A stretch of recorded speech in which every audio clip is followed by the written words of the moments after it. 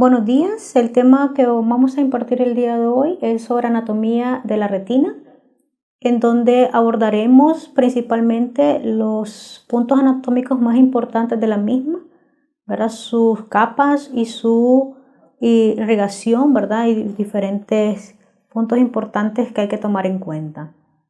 Miramos que durante el desarrollo embriológico de los vertebrados, la retina y el nervio óptico aparecen como esbozos del encéfalo, por lo que la retina es considerada también como una parte integrante del sistema nervioso central, siendo la única parte de este que se puede visualizar de forma directa. En este caso lo vemos a través del oftalmoscopio indirecto. Retina viene del latín ret, ¿verdad? Que es una túnica interna del ojo, que obviamente como es una parte del sistema nervioso central, también percibe las impresiones luminosas, ¿verdad? Se aplica la túnica vascular y su extensión va desde el nervio óptico a la ora serrata. Más adelante vamos a ver las diferentes partes de la retina, pero la retina óptica va desde el nervio óptico hasta la ora serrata. Para que la retina perciba la información del exterior y la envíe al cerebro para su procesamiento, requiere que todos los medios estén transparentes, tanto la córnea, el cristalino, ¿verdad? Y todo el humor vítreo. Todos estos medios tienen que estar transparentes para que la retina al final reciba la luz o la imagen desde el exterior y pueda llegar perfectamente hacia la retina y sea procesada y enviada hacia el cerebro. Encontramos que en el área posterior tiene más grosor, ¿verdad? La retina con respecto al área anterior. Es decir, nosotros vamos a dividir, ¿verdad? la retina en diferentes partes, pero de forma general la superficie o la parte del polo posterior siempre tiene mayor grosor que la parte anterior de la retina. Tiene una superficie que es externa, que es el que está en contacto directo con la coroide, y una superficie interna, que es el que está en contacto directo con el humor vítreo. Como había dicho anteriormente, ¿verdad? El espesor, que es generalmente después de la ora serrata, que ya esto es toda la parte posterior, va a medir aproximadamente 0.4 milímetros, y la parte más anterior, que ya corresponde a nivel de la ora serrata, la retina va a tener un grosor entre 0.2 a 0.1 milímetros. Aquí tenemos un esquema donde observamos en la imagen A, ¿verdad?, cómo nosotros vemos a través del oftalmoscopio indirecto, ¿verdad? Es la imagen que vamos a ver a través del oftalmoscopio indirecto. Vemos el nervio óptico, sus arcadas, ¿verdad? La mácula, toda la vascularización retiniana del polo posterior. Esta es la imagen característica que nosotros vemos cuando utilizamos el oftalmoscopio indirecto. Recuerden que hay dos tipos de oftalmoscopio. El oftalmoscopio directo, que solo me permite ver nervio óptico y mácula, y el oftalmoscopio indirecto, que es lo que me permite ya ver toda la extensión de la retina, tanto del polo posterior como en la retina periférica. Ya en la imagen B, ya es un corte transversal donde vamos a ver las diferentes capas de la retina, que eso lo vamos a ir hablando más adelante, ya a detalle cada capa de la retina. Recordemos que su extensión, ¿verdad?, de la retina óptica es desde el nervio óptico hasta la ora serrata. El nervio óptico está formado principalmente por fibras del nervio procedente de las células ganglionares. Estos axones terminan en ramificaciones alrededor de las células del cuerpo geniculado lateral, ¿verdad?, y el colículo superior, donde construyen los centros visuales inferiores o primarios, y el diámetro que al final se da de la papila tiene más o menos un tamaño entre, todo esto es la papila, el cual va a tener un tamaño aproximado entre 1.5 y 1.8 milímetros, ¿verdad? Miramos de que, obviamente, como habíamos dicho anteriormente, la papila óptica se continúa con la retina, ¿verdad? Su localización generalmente va a estar por dentro y por encima del polo posterior, y pues el diámetro entre 1.5 y 1.8 milímetros. La mácula, bueno, hablando ya específicamente de la mácula, que es la parte de mayor visión, de la visión central, Es la estructura ubicada en el polo posterior. Mide más o menos aproximadamente entre 2 a 3 milímetros de ancho y 1.5 milímetros de altura, de grosor, ¿verdad? Está compuesta, ¿verdad?, por diferentes zonas en donde encontramos la fobia, que es la depresión central, que está dentro de esta depresión central encontramos el área que se llama foviola, que mide aproximadamente 0.35 milímetros. Alrededor de la fobia tenemos un anillo de aproximadamente 0.5 milímetros, que es el área parafovial, que es este anillo concéntrico de 0.5 milímetros, ¿verdad? En donde las capas de las células ganglionares, la capa nuclear interna y la plexiforme externa, tienen su máximo grosor. En esta área, estas tres capas que le acabo de mencionar tienen el mayor grosor con respecto al resto de la retina. Alrededor de esta zona encontramos la perifobia, ¿verdad?, que mide aproximadamente 1.5 milímetros de anchura. Entonces, recapitulando, la fobia, que en su centro tenemos la foviola.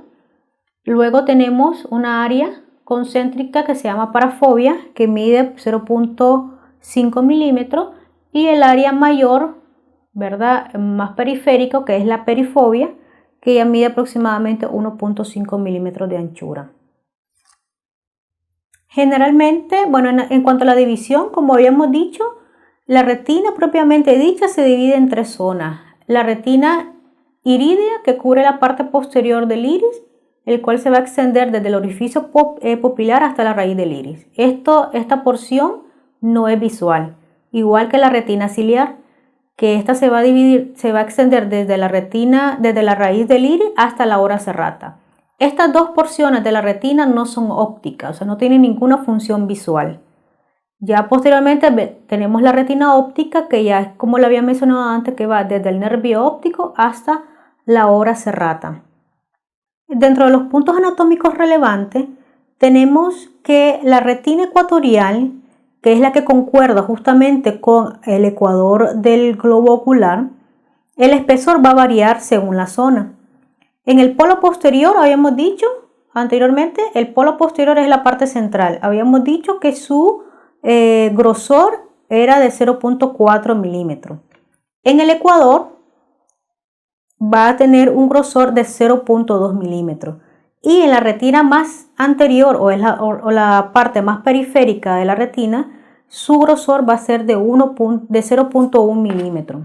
Miramos como dato importante, ¿verdad?, que la ora serrata es este borde festionado anterior, ¿verdad?, que tiene una serie de arcos, el cual va a continuar con el epitelio del cuerpo ciliar, que es lo que habíamos mencionado anteriormente, que es una de las partes, la segunda parte de la retina. Y su localización está a 8 milímetros del limbo. En cuanto, ya hablando específicamente de las capas de la retina, ¿verdad?, vamos a ver que tenemos 10 capas de la retina. Aquí van en orden, ¿verdad? Desde la capa, esta imagen muestra desde la capa 1 como la capa más externa. El epitelio pigmentario es la primera capa externa de la retina, que es la que va a estar en contacto directo, como habíamos dicho anteriormente, con la coroide. Y la capa más interna, que es la membrana limitante interna, que es la que va a estar en contacto directo con el vitrio, ¿verdad? Entonces, si yo les pregunto en el examen mencionar las capas de externa a interna, este es el orden. Del epitelio pigmentario hacia la membrana limitante interna. Si ya les pregunto las capas en orden desde su porción interna a la porción externa, entonces el orden sería primero la membrana limitante interna, que es la capa más interna, después la capa de fibras nerviosas, capa de células ganglionares y así sucesivamente hasta llegar a la capa más externa, que es el epitelio pigmentario. Aquí este es otro diagrama de cuanto a capas de la retina, ¿verdad? Igual en el orden según, como les dije, aquí va desde el epitelio pigmentario, está la imagen al revés, ¿verdad? Pero sí, si les digo de la capa más externa, entonces ustedes comienzan con el epitelio pigmentario hacia la última capa. Hablando del epitelio pigmentario de la retina, este se va a extender desde el borde del nervio óptico hasta la ora serrata. Se continúa con una única capa de células, ¿verdad? No hay doble capa ni tres capas, sino que una única capa de célula, la cual va a estar ricamente provista de melanina, ¿verdad? En la base vamos a encontrar muy pocas mitocondrias, ¿verdad? Y es la que va a estar en estrecha, la base del epitelio pigmentario es la que va a estar en estrecha relación con la membrana de Bruch, que es la que corresponde ya a la coroide. El cuerpo de la célula, aquí tenemos otro diagrama, el cuerpo de la célula sí ya contiene el núcleo y el vértice, miramos que van a tener muchas microvellosidades, que es lo que observamos aquí en la figura, muchas microvellosidades que van a envolver, ¿verdad?, a los segmentos externos de los conos y bastones, que es la siguiente capa que tenemos de la retina. Entonces, las microvellosidades son las que van a estar rodeando o abrazando los segmentos externos de los conos y bastones, que en este caso serían los fotorreceptores.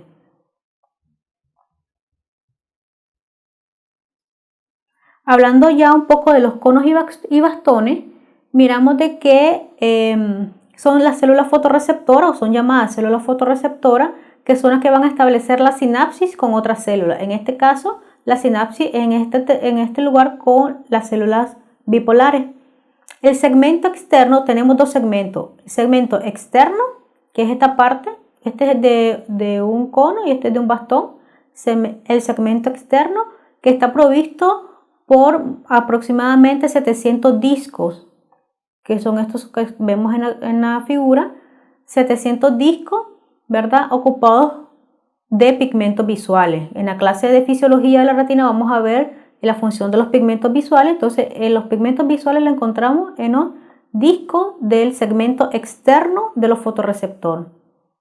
Tenemos un cilio, ¿verdad?, que transmite los componentes celulares desde el segmento, el cilio conector, es esta línea delgada que tenemos acá, tanto en el cono como en el bastón, va a unir, ¿verdad?, lo que es el segmento externo con el interno. Y posteriormente tenemos el segmento interno del fotorreceptor, que va a estar dividido por una porción externa, que es donde encontramos gran cantidad de mitocondrias, y la porción interna, que es donde ya vamos a tener el núcleo propiamente de la célula. Y por último tenemos la terminal sináptica, que las dendritas son las que van a hacer la sinapsis con las células para transmitir el impulso nervioso.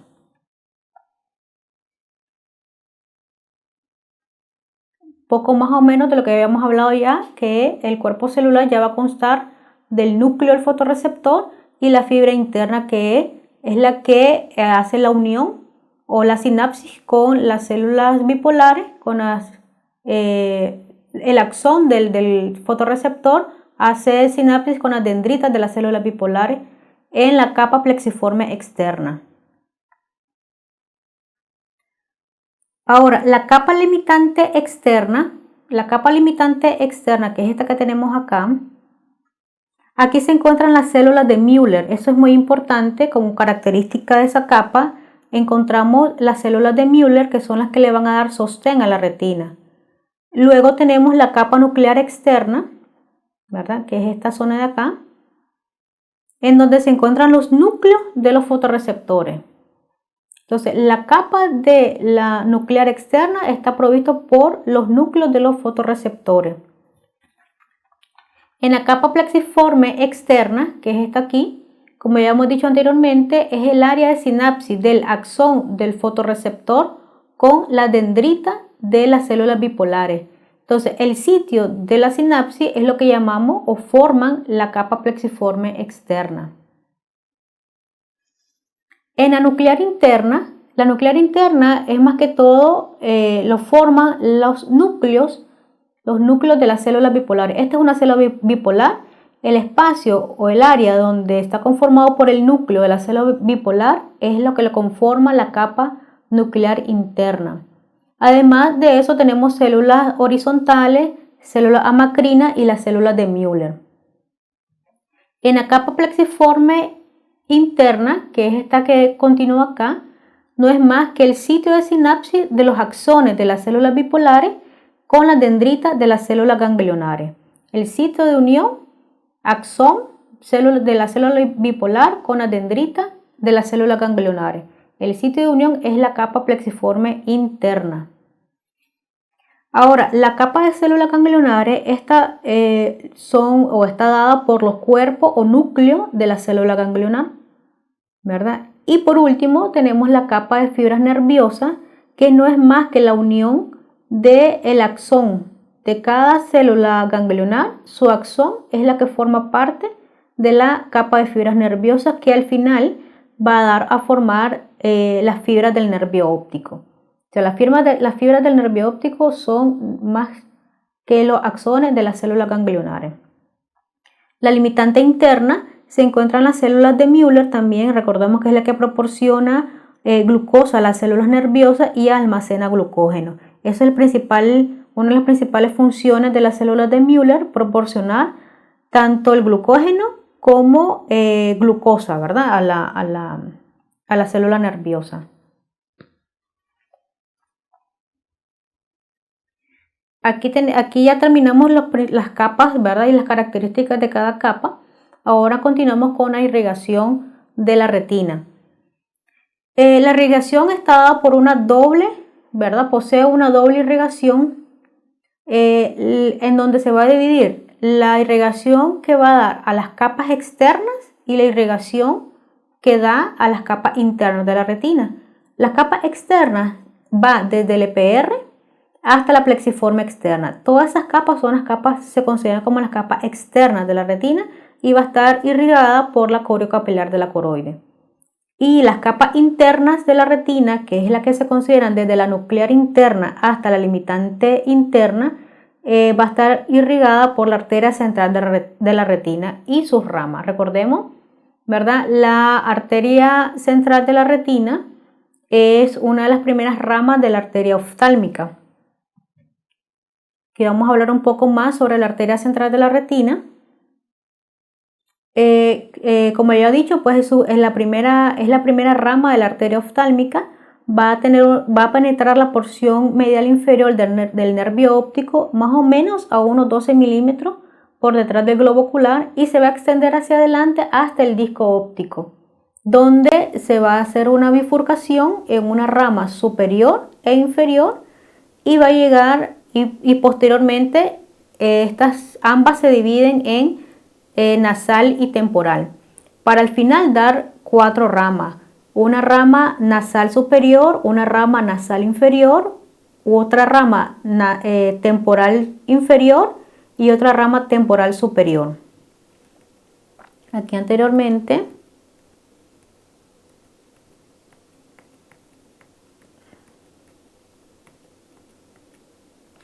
vemos, ¿verdad? Aquí la arteria central de la retina, una vez que sale de la papila óptica, ¿verdad? Se va a bifurcar en 4 ramas, con las que ya habíamos mencionado, ¿verdad?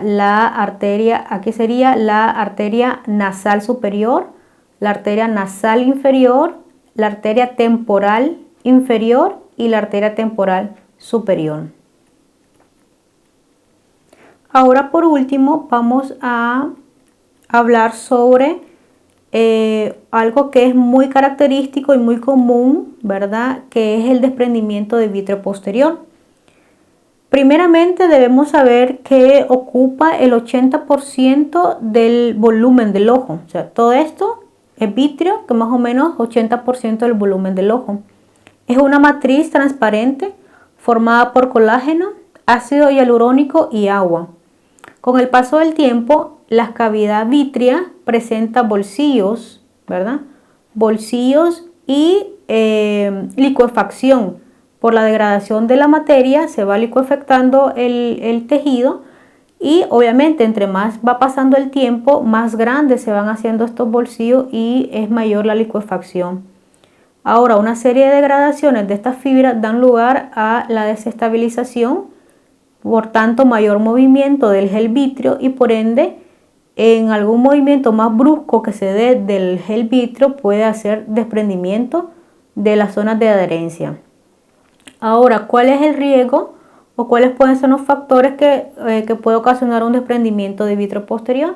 Generalmente en los sitios donde normalmente está adherido el vitrio, al hacer el desprendimiento puede ejercer una tracción y provocar un desgarro retiniano, que eso posteriormente puede producir un desprendimiento de retina. Entonces todo paciente con un desprendimiento de vitrio posterior puede presentar, ¿verdad?, sensación de fotopsia. El paciente puede referir que ve luces, puntos, chispas, y eso puede hacernos pensar de que o hay un desprendimiento de vitrio posterior y descartar siempre la presencia de un desgarro secundario al desprendimiento de vitrio posterior. Ahora, estos bolsillos y zonas de licuefacción que se forman también dan la visión al paciente de moscas flotantes, de hilos, de culebritas. Algunos refieren que ven puntos o hilos que andan flotando, y esto no es más que opacidad vítrea, igual secundaria a la degradación y licuefacción del tejido del vitrio.